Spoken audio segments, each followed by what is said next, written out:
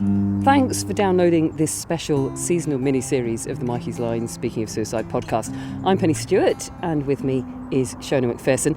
And across the 12 days of Christmas, Shona is giving us some mental health tips to help us when times get tough. Shona, what's today's tip? Today's skill is unhooking from unhelpful thoughts. Much of our suffering, as I've said before, comes from our language and from meaning making and from our thoughts. We have thousands of thoughts per day, and it's thought that 95% of them are actually the same or very similar thoughts. And we often believe our thoughts to be true, to be facts, and we use them as ways of beating ourselves up. We don't do this because we're daft. We kind of do this because that's the way our brains work.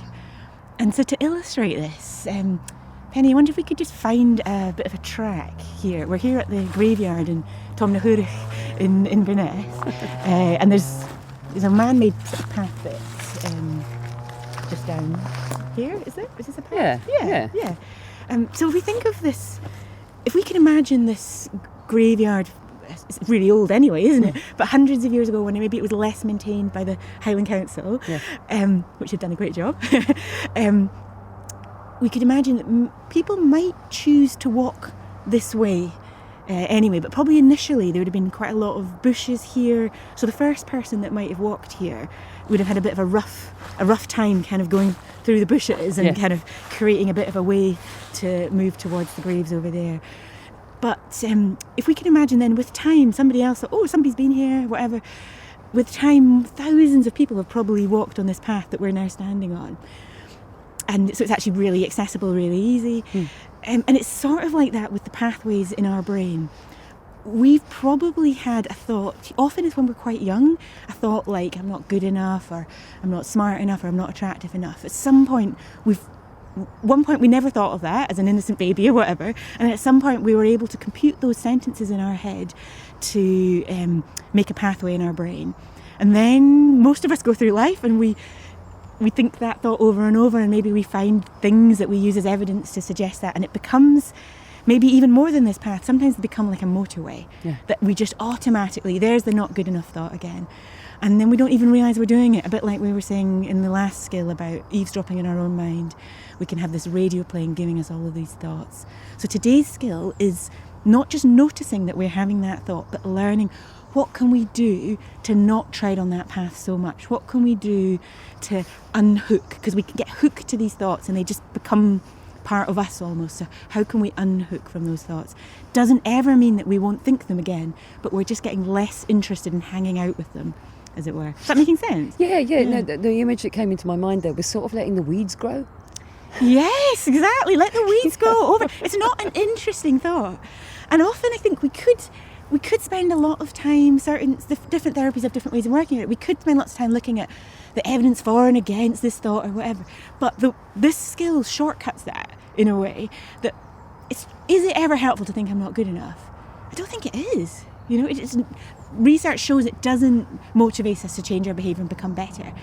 Behaviour change comes much better from a place of self-compassion. So let's the weeds grow. Yeah. So I'm talking a lot about why we're doing this. Let's talk now about how we do it. Okay. Are you up for doing a practical thing with me just now, Pennie? Yeah. Great. So if you feel okay to be a little bit vulnerable, can you think of an unhelpful thought that pops into your head quite often and that maybe you choose to hang out with?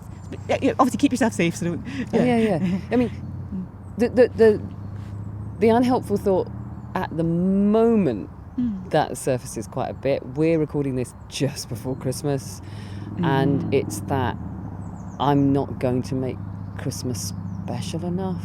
I'm not going to somehow be... It's like it's my responsibility to somehow sprinkle fairy dust across...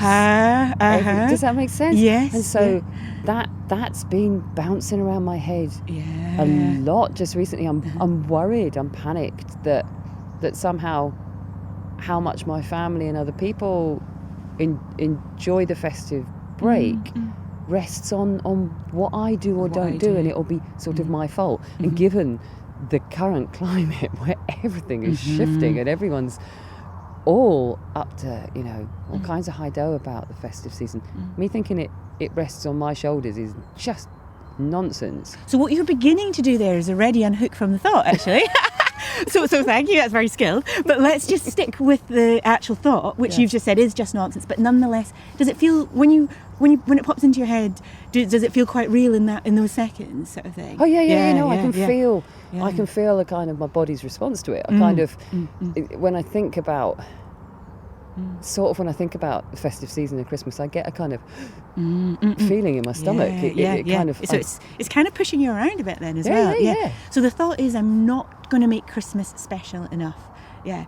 And if I was your therapist, which I'm not, I would probably go under to a thought under that, like, I'm not special enough, or I'm not enough. But for the purposes of this, because I'm not saying they're your thoughts, but often maybe for the listener, if you're having a thought like that, there might be more layers you would want to go.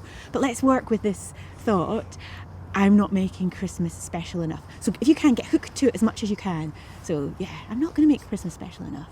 Yeah, so kind of, you kind of hooked? Yeah, I'm hooked. Yeah, you're hooked.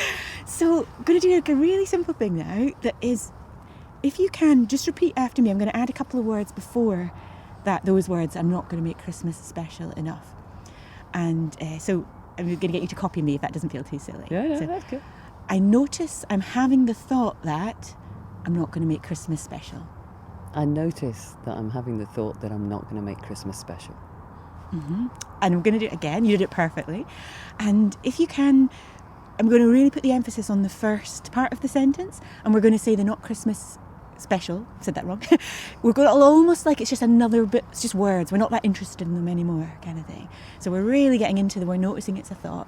So I notice I'm having the thought that I'm not going to make Christmas special. I notice that I'm having the thought that I'm not going to make Christmas special. Notice I'm having the thought that I'm not going to make my Christmas special. In the same way that I notice I'm having the thought there's a tree. Yeah, it's just a thought. So, yeah. Already I can feel that it's like I've taken control back of it. That's how it feels, because it's saying I'm already, it's putting it in its place. It feels like I'm starting to kind of, boss it. Boss it, yeah. Does that sound daft? No, not at all. Because no, I can feel no. that actual shift by saying it. Excellent, yay.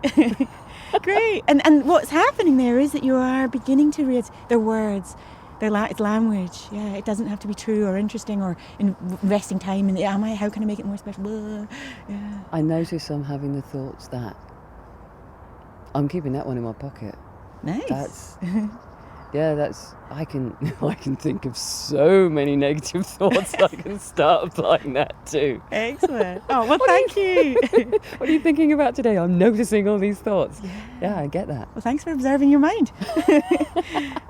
And hopefully, as you listen to that's something you can practice. And just another reminder, this is generalised advice, but it doesn't replace professional, individual advice for anything that you're going through. Thanks for listening. Thanks, Shona. Remember, it's okay not to be okay, particularly at this time of year and in these really challenging times. So if you need someone to talk to, you can text Mikeysline on 07786 20 77 55 or contact them via Messenger, web chat or Twitter, Sunday to Thursday, 6 p.m. to 10 p.m, Friday to Saturday, 7 p.m. to 7 a.m.